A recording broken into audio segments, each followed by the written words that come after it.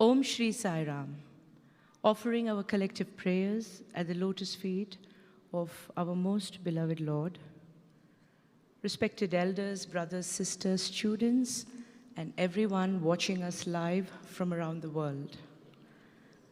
Today almost marks the culmination of the beautiful Guru Purnima celebrations, because many of our brothers and sisters will return to their homes and hearts tonight or early tomorrow morning.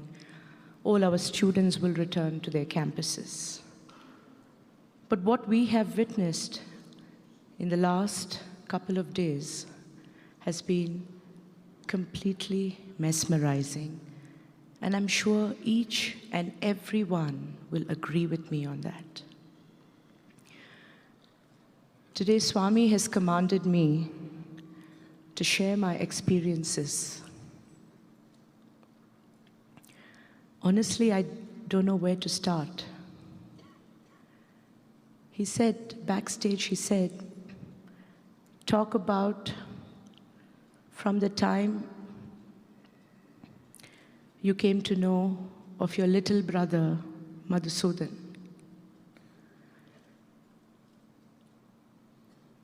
It was late 2011 when I first heard about what was happening. Very few people knew about it.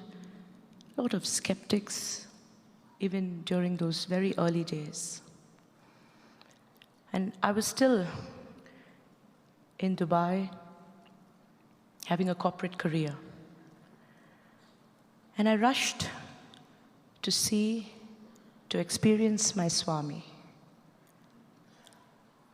I did not need any confirmation. I knew Swami is God, so he can do anything. And that was my first tryst with Bhagwan, speaking through a very young boy. We are talking of almost 8-9 years ago.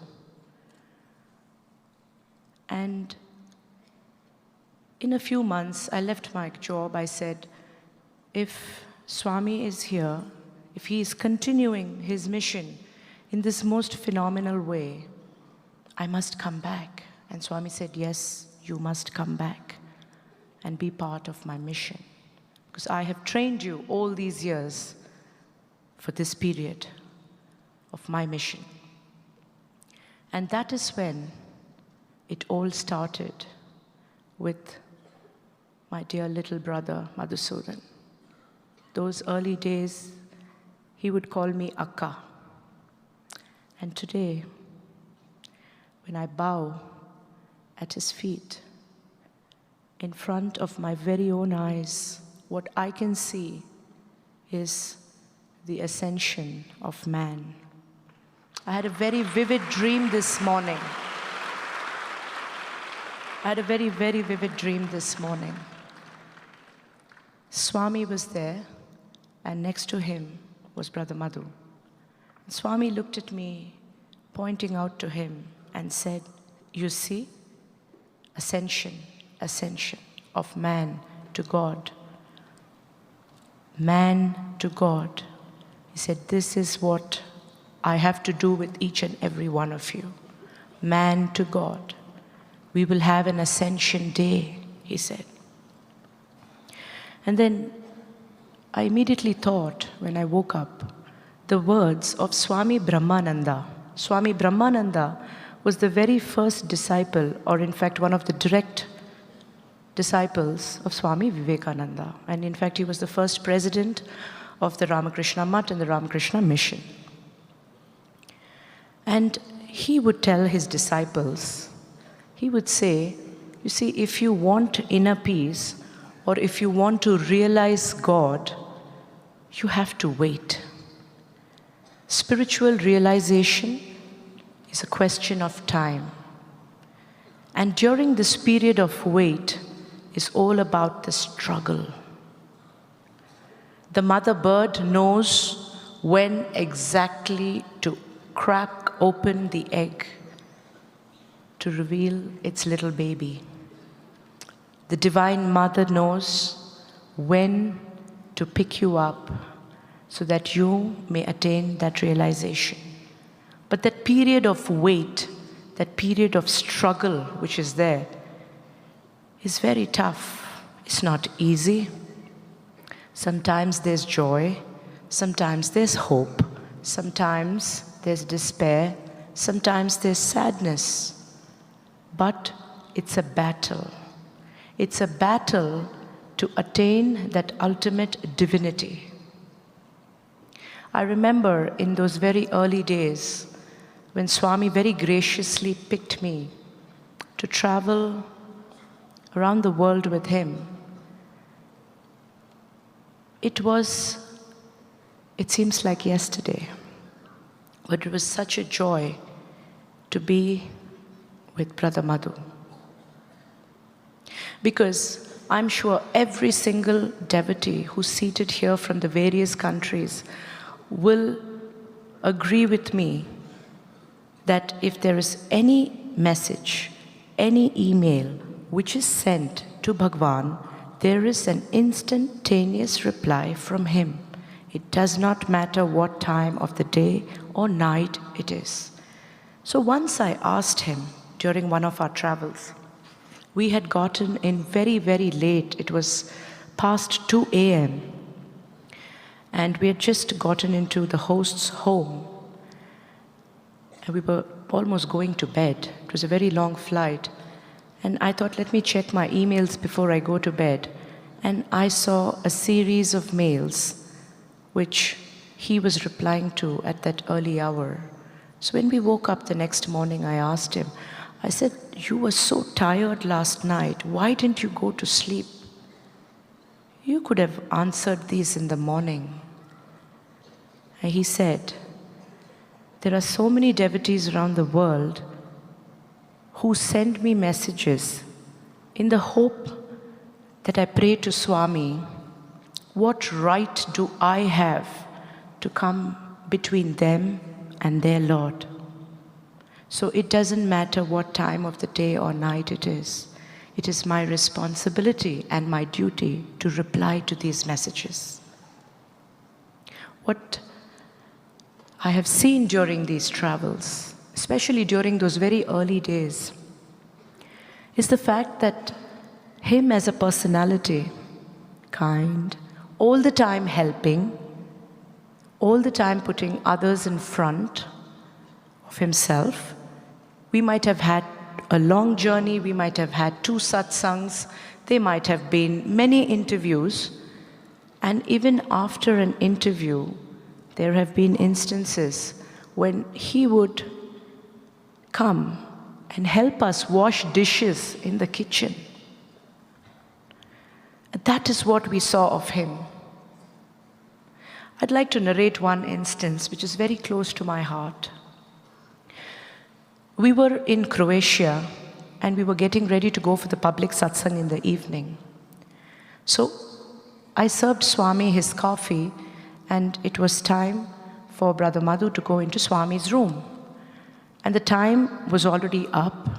Narasimurthy sir, Srinivas sir, Mr. Tigeret had already arrived.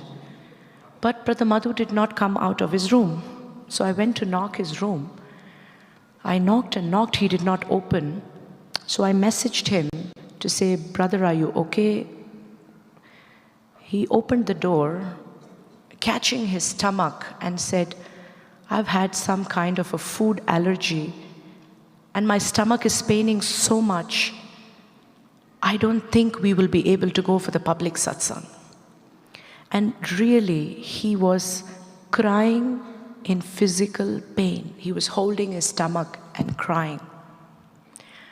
So naturally for me, I said, but Swami is right next door. Go to Swami's room, tell Swami. And you know what he said, brothers and sisters? He said, how can I disturb Swami? If any of us would have been in that position, we would have thought it would be our right to storm into Swami's room and tell Swami, my stomach is paining, Swami, I've had an allergy, please help me, please do something. He didn't say that. He said, how can I disturb Swami? I said, brother, please, please, Swami is the most compassionate and benevolent mother. Please go into his room. And then he said, okay.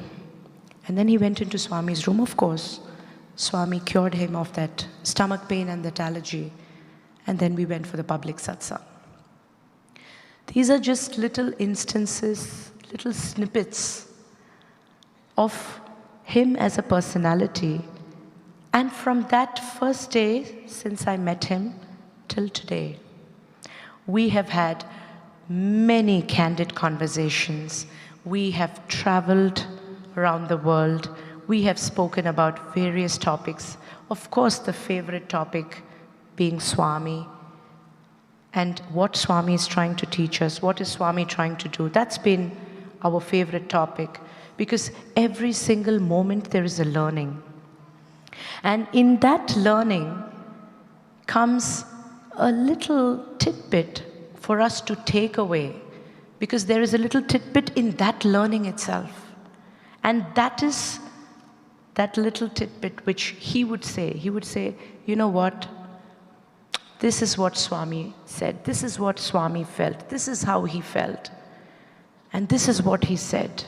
Isn't our Swami the ultimate? And I would say, yes, brother, he is the ultimate.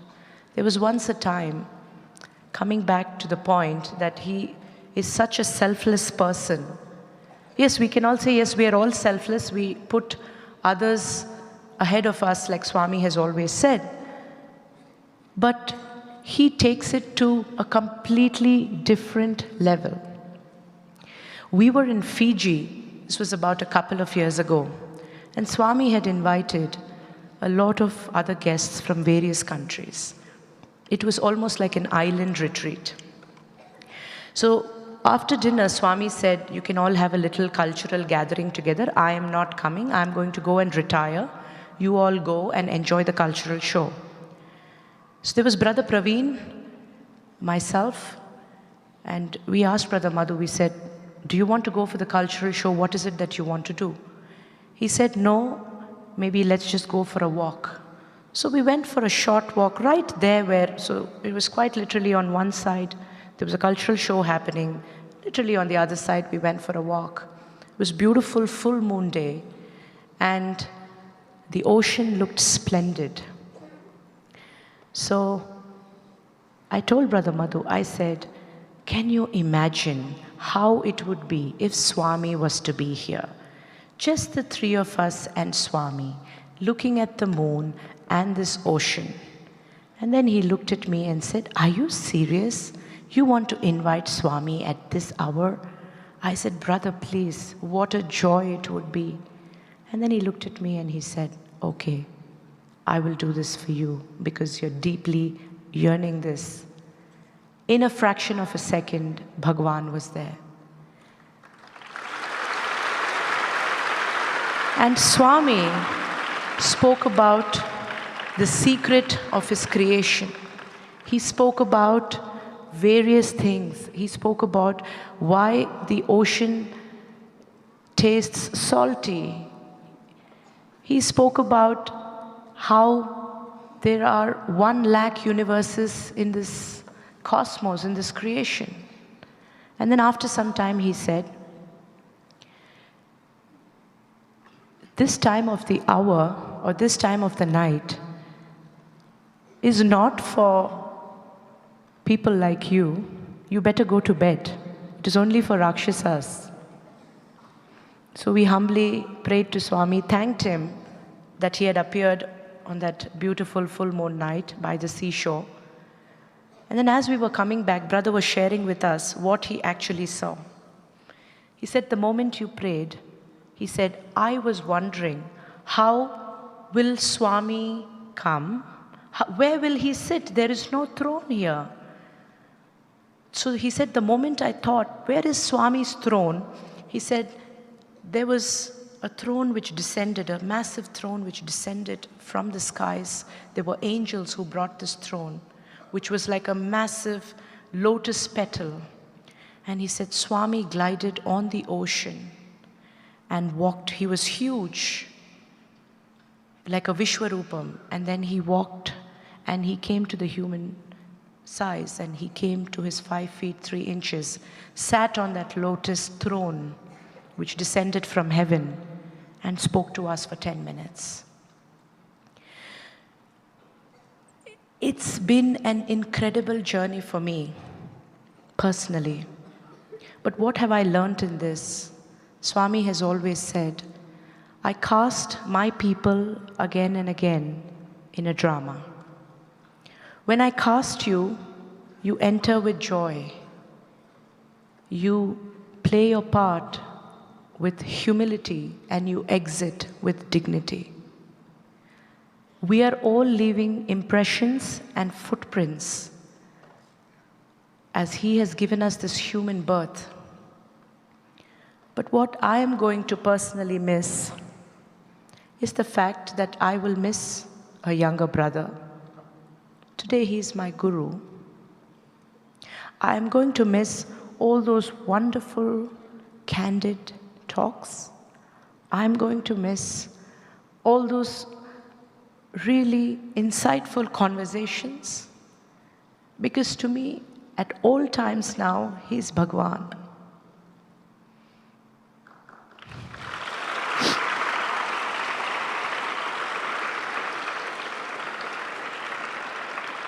Yes, I'm happy that he is progressing. I'm happy that he is inching himself to becoming God. But at the same time, my heart goes out, like many others who are seated here, that I will miss a brother.